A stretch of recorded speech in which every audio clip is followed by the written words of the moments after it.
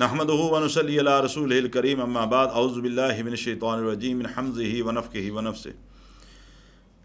روزے کے دوران، روزے کی حالت میں اگر ٹائم نہ گزر رہا ہو اور بچوں کو ترغیباً روزے رکھائے ہوئے ہوں، تو اگر ان کو میوزک وغیرہ یا ٹیلی ویژن لگا کر دے دیا جائے، اس کے اوپر موویز یا کوئی پروگرام دیکھ لیں، ان کا وقت گزر جائے، تو کیا یہ درست ہے؟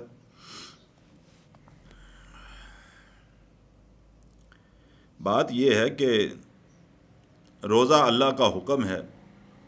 اب بندہ روزہ رکھ کے بچوں سے کہے کہ میں تمہیں فلم لگا دیتا ہوں اور تم فلم دیکھ لو، تو ایسے روزے کا کیا فائدہ؟ جب اولاد کی تربیت کے لیے روزہ رکھوانا ہے تو پھر آپ ان کو سمجھائیں کہ روزے کی حالت میں یہ ساری خرافات بھی نہیں دیکھنی۔ اگر ان کے دماغ میں یہ بات نقش ہو گئی کہ جی روزہ رکھ لیا، بھوکے پیاسے رہ گئے، اب سارا دن جو مرضی ہم کرتے پھریں، فلمیں دیکھیں، گانے سنیں، جو مرضی ہم کرتے رہیں، تو اس کا روزے پہ کوئی اثر نہیں پڑتا۔ ابھی سے ان کے دماغوں میں یہ نقش ہو گیا تو باقی بڑے ہو کر وہ زندگی میں کیا کریں گے؟ فلم دیکھنا یا گانے سننا، موسیقی سننا، موسیقی کو تو اللہ نے ویسے ہی حرام قرار دیا، عام دنوں کی بات ہے۔ تو روزہ رکھوا کے موسیقی دکھانی ہے تو پھر فائدہ کیا ہے روزہ رکھنے کا؟ اللہ کے نبی جناب محمد رسول اللہ صلی اللہ علیہ وسلم فرماتے ہیں، ابو ہریرہ رضی اللہ تعالیٰ عنہ حدیث کے راوی ہیں، آپ نے فرمایا کہ روزہ ایک ڈھال ہے، تم میں سے کوئی شخص جو روزے کی حالت میں ہو وہ کوئی ناشائستہ بات بھی نہ کرے، کسی سے لڑائی جھگڑا بھی نہ کرے۔ اگر کوئی شخص بھی اس سے لڑائی جھگڑا کرتا ہے، اس کو گالی گلوچ بھی دیتا ہے، اس کو جواب میں گالی گلوچ نہ دے، بلکہ کہے کہ بھائی میں روزے سے ہوں۔ اس کی گالی سن لی، اپنے اندر اتنی ہمت اور حوصلہ پیدا کرے، اسے کہے بھائی میں روزے سے ہوں، میں تجھے اس کا جواب نہیں دیتا۔ ڈھال سے کیا مراد ہے؟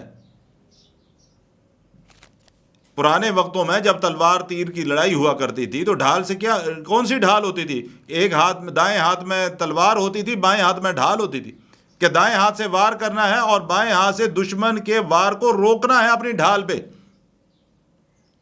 روزہ ڈھال سے کیا مراد ہے؟ کہ روزہ رکھا ہے، شیطان جب حملہ آور ہو تمہارے روزے کو نقصان پہنچانے کے لیے، ڈھال آگے کرو، یعنی روزہ آگے ہو، اسے کہو کہ بھائی میں روزے سے ہوں۔ جب کوئی شخص تمہیں گالی دے، اسے کہو بھائی میں روزے سے ہوں۔ وہ لڑائی کرنا چاہتا ہے، تم لڑائی نہ کرو۔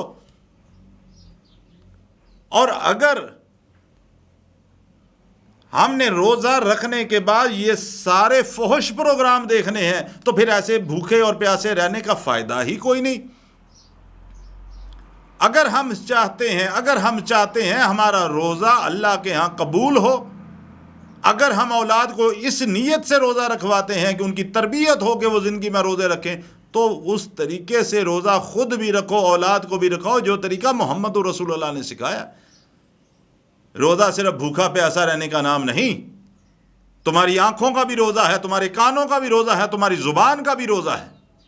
اپنے آپ کو اللہ کے نافرمانی سے بچانے کا نام ہے روزہ، کہ بھوکا اور پیاسا رہنے کے ساتھ ساتھ تم نے اپنے آپ کو اللہ کی نافرمانی کے کاموں سے بھی بچانا ہوگا۔ تب روزہ قبول ہوگا، تب تقوی حاصل ہوگا، تب پرہیزگاری حاصل ہوگی، تب یہ ساری رحمتیں اور انعامات حاصل ہوں گے اگر ہم نے روزہ اللہ اور اس کے رسول کے حکموں کے مطابق رکھا۔ لہٰذا مجھے اور آپ کو اس بات کی کوشش کرنی چاہیے، اولاد کی تربیت بھی اگر کرنی ہے تو وہ طریقہ اختیار کرو جو محمد رسول اللہ نے سکھایا ہے۔ اللہ تعالیٰ عمل کی توفیق عطا فرمائے۔